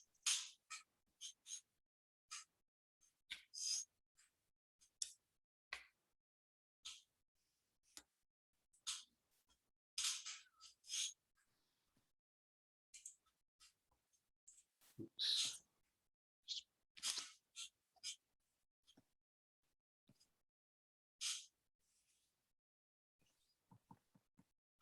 18 point what? 29. 29 meters. And then what's the question? It also says that the the rotational speed of the blades is 225 revolutions per minute.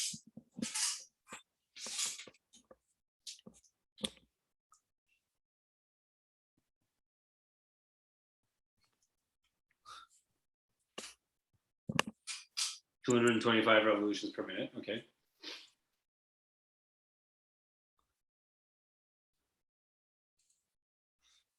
Yeah. I don't know why I got it wrong, but it should be easy. But what's the question? You gave me the diameter and the revolutions per minute. It's asking for the airspeed V. Equals R omega. Yeah.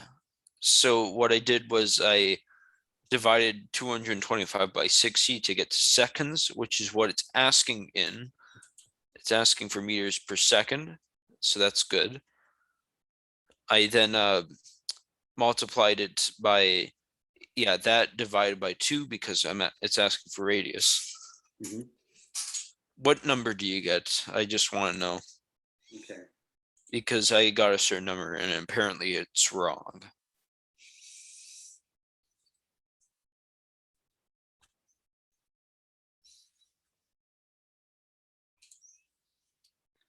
So 225 times 18.29 divided by 120. So it's 4 significant digits, right? 40. 34.29. Well, no, it's 3 significant digits because it's 225 revolutions per minute. No, It's- it's 225 has an infinite number of significant digits, doesn't it? If it doesn't have a decimal, like, okay, does it tell you how many significant digits to put? 3. It Oh, says it 3. says to do 3. Okay. Yeah, and that's what I did. So But apparently that's 34.3? wrong. 34.3? Yeah, I tried that and it's wrong. Okay, Wait, so it what? says something here. All right. In some Yeah. circumstances, it's useful to look at the linear velocity of a point on the blade. The linear velocity of a point in circular motion is measured in meters per second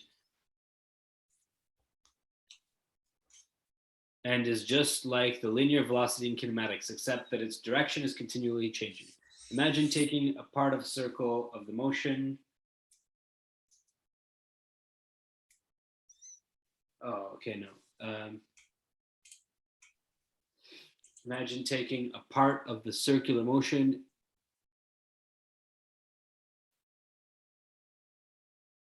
and straightening it out to determine the velocity.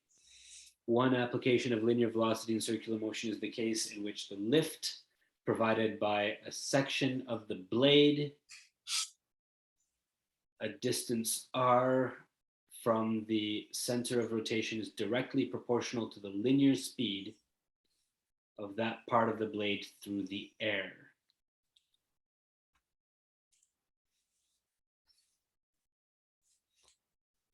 Okay.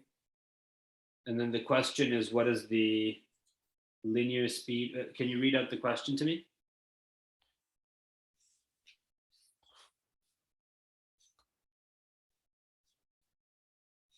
Part C.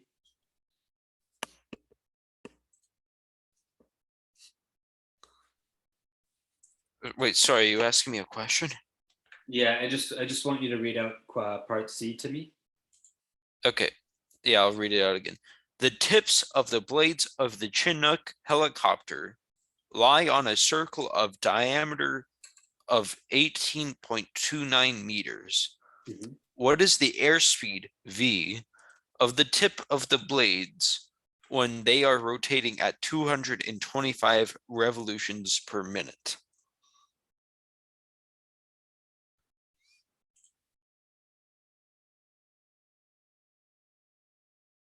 225 over 60. And it says to do it in meters per second for three significant digits. Yeah, 3 significant digits.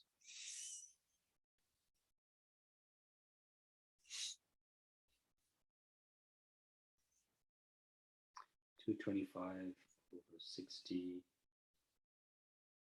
radius.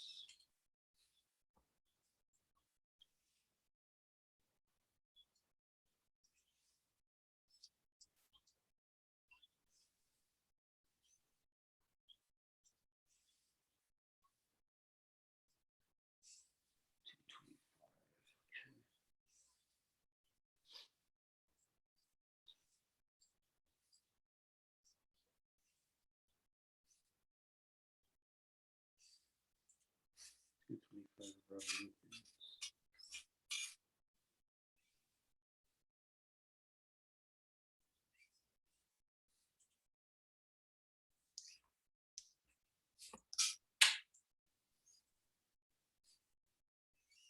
25 revolutions per second. So you have to multiply by 2 pi, I think. Because each revolution, you have to multiply by pi d times pi d. Wait, why? Because each revolution is traveling a distance of pi times d. Then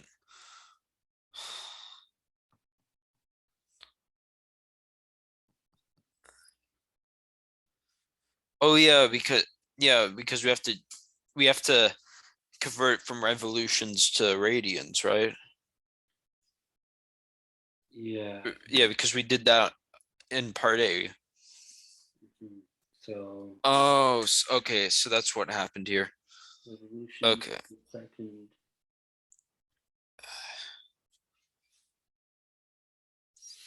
And then yeah.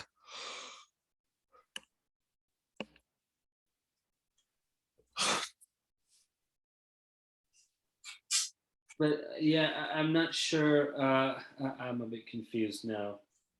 I think we just need to multiply by pi, not by pi d. Um, let's see. Let me just get rid of all of this stuff.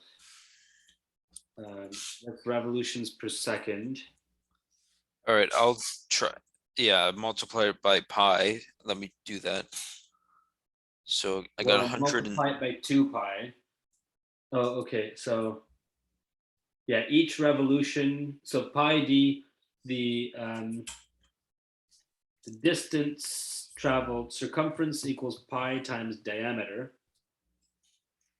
So every revolution is going to be pi times 18.29 meters of traveling. So if we want meters per second, it's going to be 225 times pi times 18.29 over 60.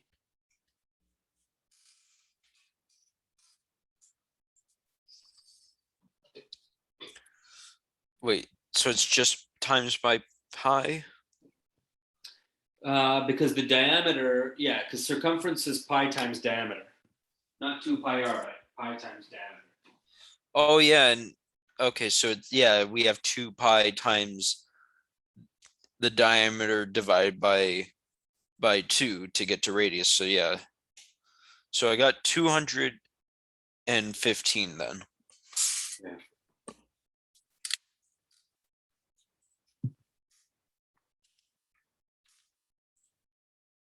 Incorrect. I'll try it. I'll recalculate.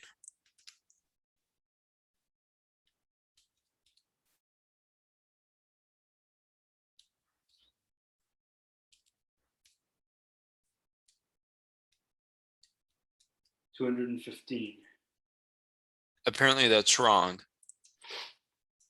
So each revolution is going to travel. Oh wait. Oh, put in the wrong part. Sorry. Oh, that was part D? I accidentally put it in part D. Sorry. No. Ignore what I said. Sorry. Yep, that's correct.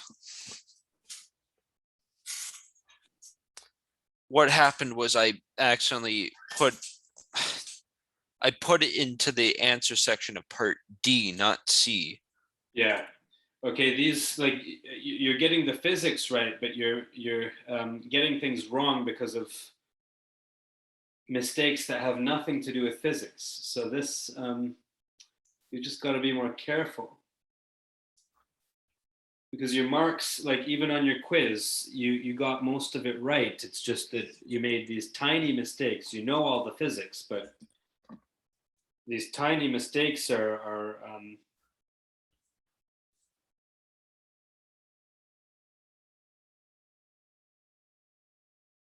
these tiny mistakes are your biggest problem, right? But they have to take off marks for that, because in the real world, if you're working at NASA or something, you're doing some physics calculation, you can't make small mistakes, because a small mistake could translate into a huge, like if a spacecraft is traveling just one angle wrong, it goes to a different planet, right? Yeah. It doesn't go to the planet you want it to go to.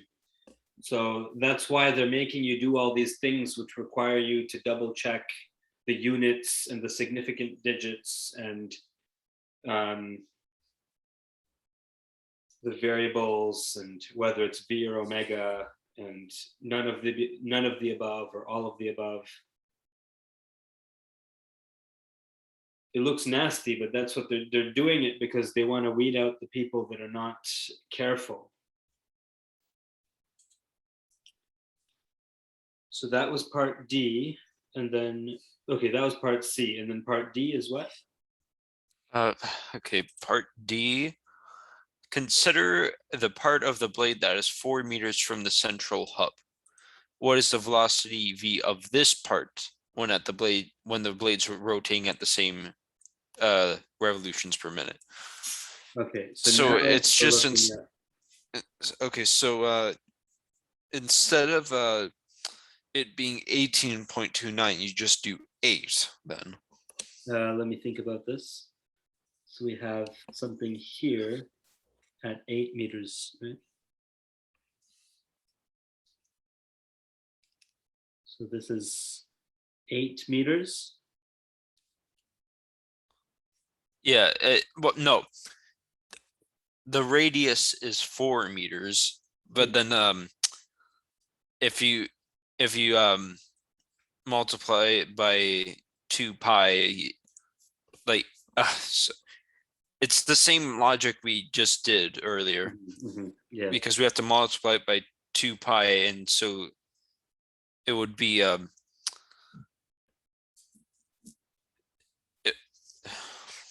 Yeah, I get what you're saying, yeah. yeah, because the radius times 2 is the diameter. It's 9 o'clock. D equals 8 meters. Yeah. So we would just do 225 divided by 60 times pi times 8. Okay, I haven't seen the question, but I trust that you know what you're doing.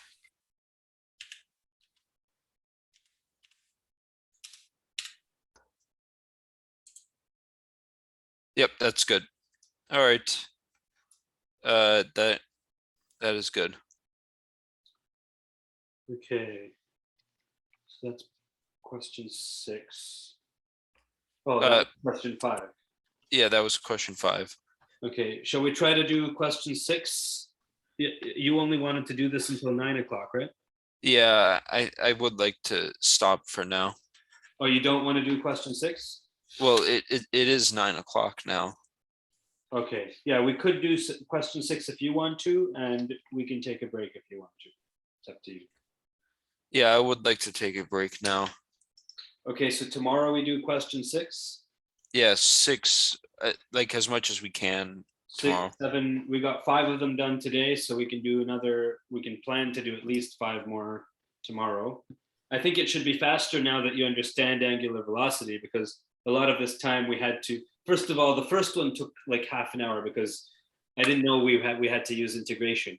Yeah, yeah, it I knew makes we had to use sense. integration, but I didn't know that you were allowed to be asked a question involving integration. Yeah, It's not taught yet, so yeah, it's very annoying actually. It's unfair. yeah, but the whole university degree is not going to be fair.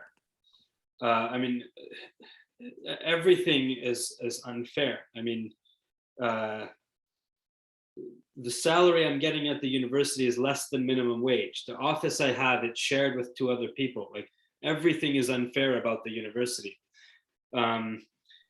The best way to get through and get an actual degree in your hands at the end is to just ignore all the stuff that's unfair and just work through it. So they're asking you to do integration, then you just learn integration. If you learn integration instead of complaining about it, then you'll be ahead of all the other students that didn't want to learn integration. So I taught you a little bit about integration. I said it's like the opposite of doing the derivative. You want to find a function such that the derivative of the function is what you started with. That's called the antiderivative. And integration is about antiderivatives. The next time we get an integration problem, let's just do it. Let's just do the integration, because I know it's unfair. I'm 100% aware that it's unfair. I didn't do integration in high school, but when I took Phys 121, Chris O'Donovan, the instructor, he was using integration all over the place. And physics was always using more advanced math than what I learned in calculus. We were doing triple integrals when in calculus we had only done single integrals. We were doing vector calculus in our electromagnetism course, which is part of calculus 4, but I had only taken calculus 2 at the point. Calculus 4 was not a prerequisite for electromagnetism, but I still needed to know calculus 4 when I only knew calculus 2. Does that make sense? Like calculus 2 is math 128, right?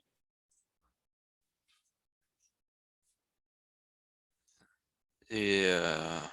And in the electromagnetism course in second year, the prerequisite was math 128, but they were putting calculus 4 stuff, like A math 231.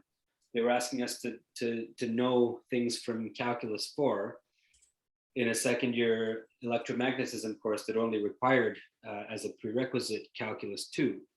So I didn't know anything from calculus 3 or calculus 4.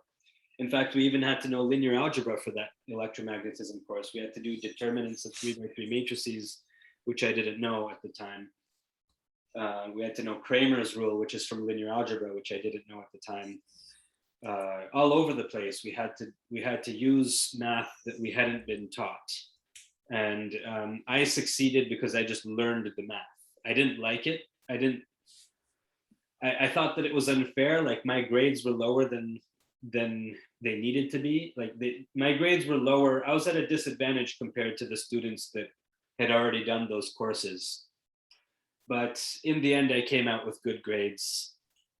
I got a full scholarship at Oxford to do a PhD there. So my undergraduate grades were high enough. It didn't bother me as much as it's bothering you, the fact that we didn't learn integration. I was in the same boat as you. I didn't learn integration, but it didn't bother me as much as it bothered you. So maybe just try to just let it go. Everyone else is in the same boat. All the other Phys 121 students, if they did high school in Ontario, they also don't know integration.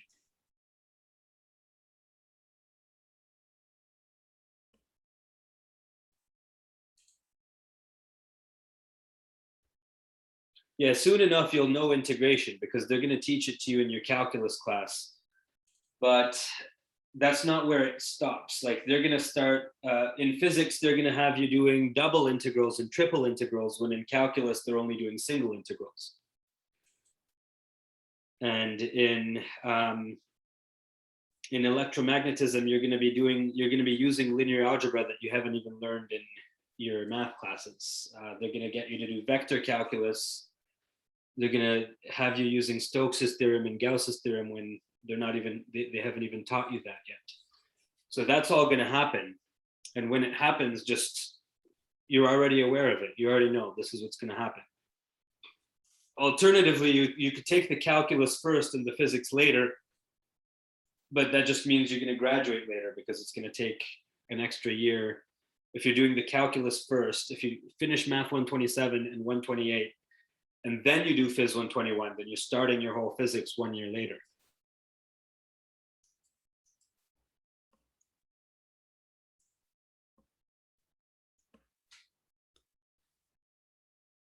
Yeah. Okay, what I'm saying is not something that you like, but at least you understand what I'm saying. Yeah.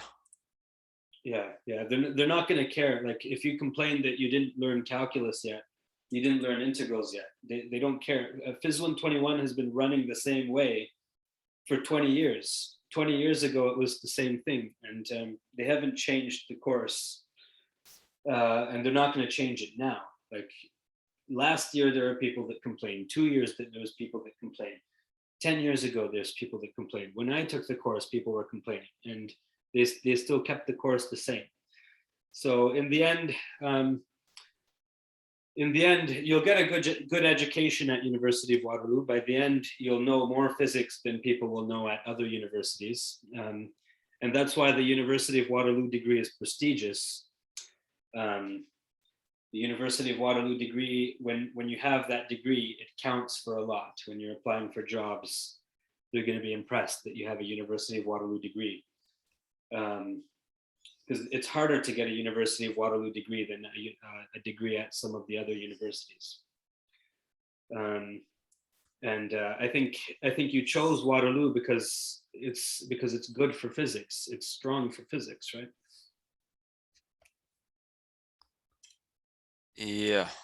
I mean, you could have chosen a different university, which isn't as good, but you chose Waterloo because you wanted a strong physics education, and this is the way they do it at Waterloo. The math is hard, but this is the way they do it. I did Earth 121 without Earth 120. Or sorry, I did Earth 121 lab without Earth 121 because I didn't know how to sign up for courses in my first term. So I did Earth 121 lab, and I wasn't even in the Earth 121. So in the lab, we were naming all these different rocks and stuff, and I didn't even know what the difference between extrusive and intrusive, or like igneous and metamorphic. I didn't even know the difference between these things. And then in the lab, we had to say whether or not this rock is igneous or metamorphic. And, I found that really hard. I got a 67 in that course because I didn't know any of the Earth 121 material. I was trying to do the lab without the course. So these things happen. Okay, so I think I've talked enough now. Tomorrow we can try doing questions 6, 7, 8, as many as we can do. Yeah. Okay, so is everything else good? Yeah. Okay, good night. Try to get some good rest. Good night. Good night.